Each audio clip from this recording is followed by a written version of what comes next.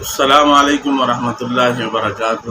سوال یہ ہے کہ ایک آدمی کی آنکھ میں دانہ تھا اور وہ دانہ پھٹ گیا، اس سے خون جاری ہوا، تو کیا اس سے وضو ٹوٹ جائے گا کہ نہیں ٹوٹے گا؟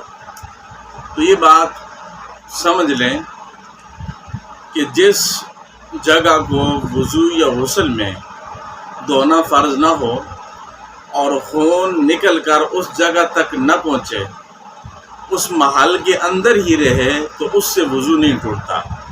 مثال، آنکھ میں دانہ پھٹ گیا اور اس کے پھٹنے سے خون آنکھ کے اندر ہی رہا، آنکھ سے باہر نہیں آیا، تو وضو نہیں ٹوٹے گا۔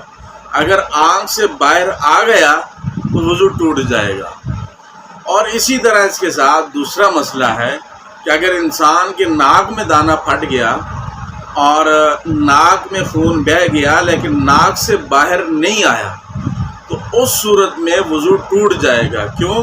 آنکھ کا اندرونی حصہ دھونا نہ وضو میں فرض ہے نہ غسل میں فرض ہے، جبکہ ناک کے اندر پانی پہنچانا یہ دھونے کی مترادف ہے، یہ غسل میں فرض ہے۔